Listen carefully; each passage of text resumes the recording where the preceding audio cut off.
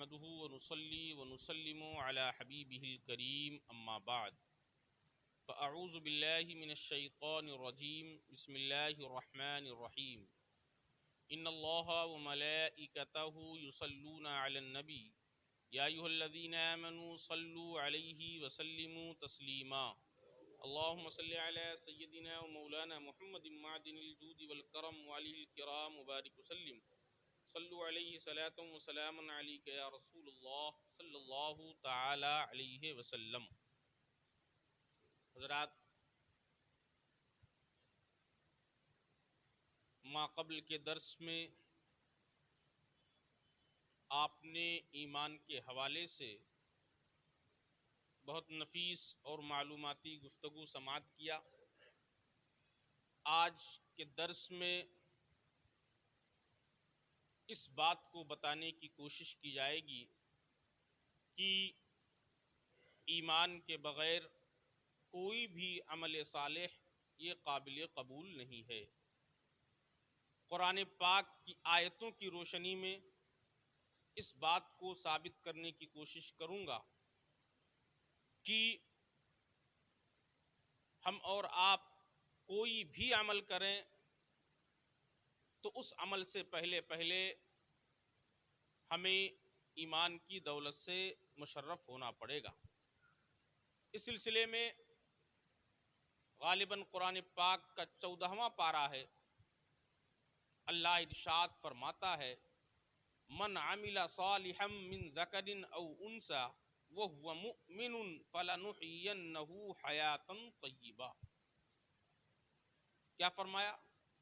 من عمل صالحا من ذکر او انثى، مرد اور عورت میں سے کوئی بھی عمل صالح کرے، اچھا عمل کرے، بس اتنا ہی نہیں فرمایا، اب آگے شرط لگایا، کیا اچھا عمل مرد کرے یا عورت کرے؟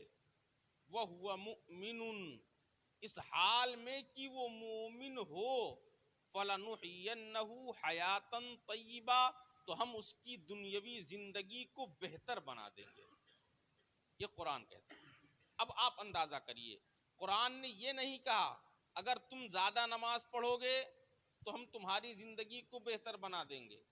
قرآن نے یہ نہیں کہا اگر تم زیادہ سجدے کرو گے تو ہم تمہاری زندگی کو بہتر بنا دیں گے۔ نہیں، اس کے ساتھ ساتھ قرآن نے ایمان کی قید لگا دی، اور ایمان کی قید لگا کر یہ بتا دیا کہ اعمال صالحہ کے لیے ایمان کا ہونا شرط ہے۔ اگر تم لاکھ عمل کرو اور ایمان نہیں ہے تو وہ تمہارا عمل اللہ کی بارگاہ میں قابل قبول نہیں ہے۔ یہ ایک آیت کریمہ ہو گئی۔ قرآن پاک کا 15واں پارہ کھولیں، آپ سورہ اسراء کھولیں، قرآن پاک میں اللہ نے ارشاد فرمایا وَمَنْ أَرَادَ الْآخِرَةَ وَسَعَى لَهَا سَعْيَهَا وَهُوَ مُؤْمِنٌ فَأُولَئِكَ كَانَ سَعْيُهُمْ مَشْكُورًا۔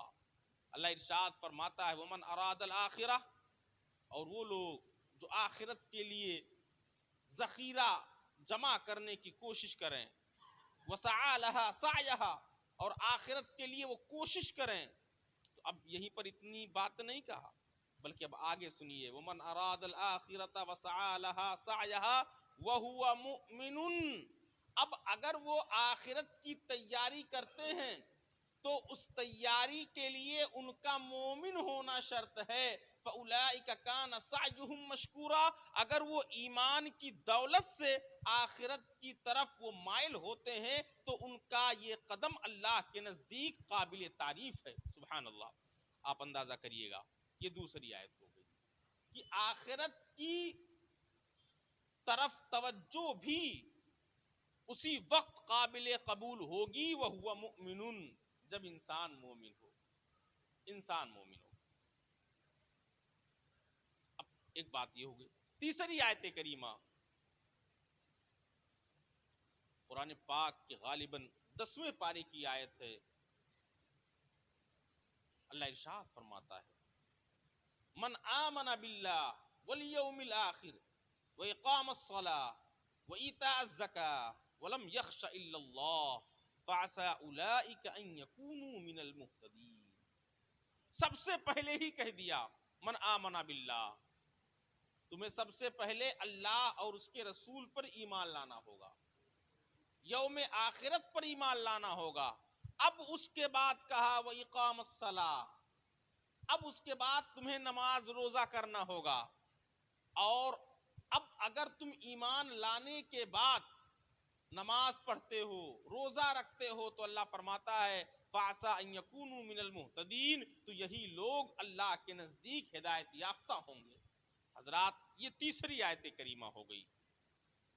آپ قرآن پاک کو کھولتے چلے جائیں، قرآن پاک میں جہاں پر بھی عمل کی بات کی ہے وہیں پر قرآن نے ایمان کی شرط لگا دی.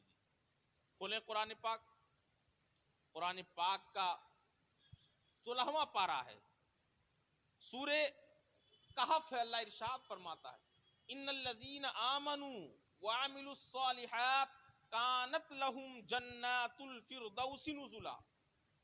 بے شک وہ لوگ جو ایمان لائے، اب ایمان لانے کے بعد عمل صالح کیا، نیکیاں کی، کانت لہم جنات الفردوس نزلا، تو اللہ رب العزت کی طرف سے جنت الفردوس میں ان کی مہمانی ہوگی. سبحان اللہ. اللہ نے یہ نہیں فرمایا کہ تم کیا ہے صرف نیکیاں کر کے آؤ گے تو ہم تمہیں جنت دے دیں گے.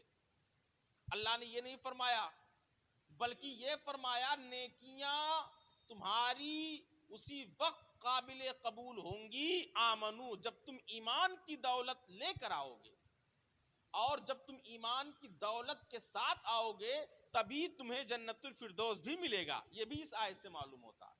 تو اب پتہ کیا چلا کہ ایمان اصل ہے، عمل اس کی فرع ہے. اچھا ایک چیز یہ ہو گئی، اور اس آیت کریمہ سے یہ بھی بات معلوم ہوئی کہ جنت الفردوس میں جانے کے لیے ایمان کا ہونا لازم اور ضروری ہے. اور آگے بڑھیے، اسی قرآن پاک کے اسی 16ویں پارے کی آیت ہے، آخری آیت سے پہلے کی آیت ہے. اللہ ارشاد فرماتا ہے ان الذین آمنوا وعملوا الصالحات سیجعل لهم الرحمن ودا. بے شک جو ایمان لائے، اب ایمان لانے کے بعد وہ نیکیاں کیے، تو سیجعل لهم الرحمن ودا، اللہ لوگوں کے درمیان ان کی محبت پیدا فرما دیتا ہے. آپ اندازہ کرو، اشرف علی تھانوی، قاسم نانتوی، اسماعیل دہروی، ان کی جب سوانح حیات پڑھو گے نا تو ایسا نہیں ہے کہ یہ روزہ نہیں رکھتے تھے، ایسا نہیں ہے کہ نماز نہیں پڑھتے تھے، ایسا نہیں ہے کہ یہ نیکیاں نہیں کرتے تھے، سب کرتے تھے. لیکن آپ مجھے بتاؤ آج ان کا کوئی نام لینے والا ہے؟ ان کو اگر کوئی یاد کرتا ہے تو گستاخ رسول کے نام سے یاد کرتا ہے، ان کو اگر کوئی پہچانتا ہے تو اس نام سے پہچانتا ہے، اس نے نبی کے حوالے سے یہ اپنی کتاب میں یہ لکھ دیا. لیکن آپ مجھے بتاؤ، میرے اعلیٰ حضرت کو ہر مسجد میں یاد کیا جاتا ہے، حضور مفتی اعظم ہند کو ہر مسجد میں یاد کیا جاتا ہے، حضور تاج الشریعہ کو ہر مسجد میں یاد کیا جاتا ہے، حضور صوفی صاحب قبلہ علیہ رحمہ کو ہر مسجد میں یاد کیا جاتا ہے. کیوں؟ حضور حافظ ملت کو انتقال کیے 63 سال کا زمانہ گزر گیا، ان کا عرس پورے یو پی میں منایا جاتا ہے. کیوں؟ تو ان الذین آمنوا وعملوا الصالحات سیجعل لهم الرحمن ودا، یہ ایسے لوگ ہیں کہ یہ پہلے ایمان لائے ہیں، اس کے بعد نیکیاں کیے ہیں. تو قرآن نے کہہ دیا ایمان کے بعد اگر تم نیکیاں کرو گے تو وہی تمہاری نیکی تمہارے لیے ذریعے بلندی بنے گی، اور وہی تمہاری نیکی تمہارے لیے ذریعے نجات بھی بنتی نظر آئے گی. اور اسی ایمان کے بعد جب عمل صالح کرو گے تو اللہ لوگوں کے درمیان تمہاری محبت بھی پیدا فرما دے گا. میرے بھائیوں، میں کتنی آیتوں کا تذکرہ کروں آپ کے سامنے، جہاں آپ اتنا سمجھیں کہ اللہ رب العزت نے جہاں بھی اعمال کی بات کی ہے وہیں پر اللہ نے سب سے پہلے ایمان کی بات کی. اور میرے نبی نے تو بہت پہلے فرمایا تھا نا، یحقرون صلاتکم عند صلاتہم وصیامکم عند صیامہم یمرقون من الدین کما یمرق السہم من الرمیہ. کہ تم ان کی نمازوں کو دیکھو گے نا تو اپنی نمازوں کو ہلکا سمجھنے لگو گے، ان کے روزوں کو دیکھو گے تو اپنے روزوں کو ہلکا سمجھنے لگو گے. لیکن عالم یہ ہوگا وہ دین سے ایسے نکلے ہوں گے جیسا کہ کمان سے تیر نکل جاتا ہے. اب آپ مجھے بتاؤ، اس حدیث کو اپنے سامنے رکھو اور قرآن کی ان آیات کو اپنے سامنے رکھو. اب فیصلہ آپ کو کرنا ہے کہ ان کا روزہ، ان کی نماز، ان کے حج، ان کے زکوٰۃ کچھ قابل قبول ہیں؟ آپ بولیں ہیں؟ بالکل نہیں ہیں. ڈنکے کی چوٹ پر آپ ان سے بحث کر سکتے ہیں اور دلیل دینے کے لیے میں تیار ہوں.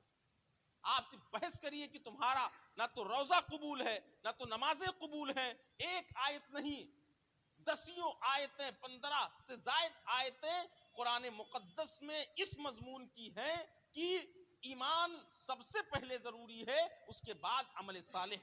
اور عالم یہ ہوگا، قرآن پاک میں ہے، مثل الذین کفروا بربہم اعمالہم کرماد اشتدت بہ الریح فی یوم عاصف. یہ قرآن میں موجود ہے. اس کا مفہوم کیا جانتے ہو؟ اللہ نے بہت پہلے فرما دیا، جو ایمان نہیں لائے، کفر کیا اور اس کے ساتھ ساتھ خوب نیکیاں کی، خوب نیکیاں کی، جانتے ہو میدان محشر میں کیا ہوگا؟ ان کی پہاڑوں جیسی نیکیاں سامنے نظر آئیں گی ان کو. لیکن کرماد اشتدت بہ الریح فی یوم عاصف، ایک ہوا کا جھونکا آئے گا اور ان کے نیکیوں کو ریزہ ریزہ کر کے اڑا دے گا. ایک بھی نیکی ان کے کام آنے والی نہیں ہے. قرآن پاک کا 19واں پارہ کھولیے آپ. وَقَدِمْنَا إِلَى مَا عَمِلُوا مِنْ عَمَلٍ صَالِحٍ فَجَعَلْنَاهُ هَبَاءً مَنْثُورًا. اللہ فرماتا ہے جو بھی وہ نیکیاں کیے ہوں گے، پہاڑوں جیسی نیکیاں ہی کیوں نہ ہو، فَجَعَلْنَاهُ هَبَاءً مَنْثُورًا، تو ہم ان کی نیکیوں کو بھوسے کے مانند کر کے آسمان میں اڑا دیں گے. اب آپ مجھے بتاؤ، یہ نیکی اس پر ناز کے لائق ہے؟ یہ نماز اس پر ناز کے لائق ہے؟ یہ زکوٰۃ اس پر ناز کرنے کے لائق ہے؟ یہ روزہ اس پر ناز کرنے کے لائق ہے؟ میرے بھائیو، نہ نماز پر ناز کرنا ہے، نہ روزے پر ناز کرنا ہے، نہ زکوٰۃ پر ناز کرنا ہے، نہ طاعت پر، نہ تقوی پر، نہ زہد و اتقا پر ہے. میرا ناز جو کچھ ہے محمد مصطفیٰ پر ہے. اللہ تعالی ہم سب کو آج کی اس علمی گفتگو سمجھنے کی توفیق عطا فرمائے. آپ نے تو اتنا سمجھ لیا ہوگا قرآن کی ان آیات کی روشنی میں کہ ان کی نمازیں قبول نہیں، ان کے روزے قبول نہیں ہیں، ان کے زکوٰۃ قبول نہیں ہیں. ہم نے اپنی طرف سے نہیں کہا ہے، ہم نے قرآن کی آیت کی روشنی میں کہا ہے. دلیل دینے کے لیے میں تیار ہوں. ایک دلیل نہیں، ایک آیت نہیں، بلکہ 10 آیتیں قرآن پاک میں اس مضمون کی ہیں. اللہ تعالی ہم سب کو ان آیتوں کو سمجھنے کی توفیق عطا فرمائے. وما توفیقی الا باللہ. السلام علیکم.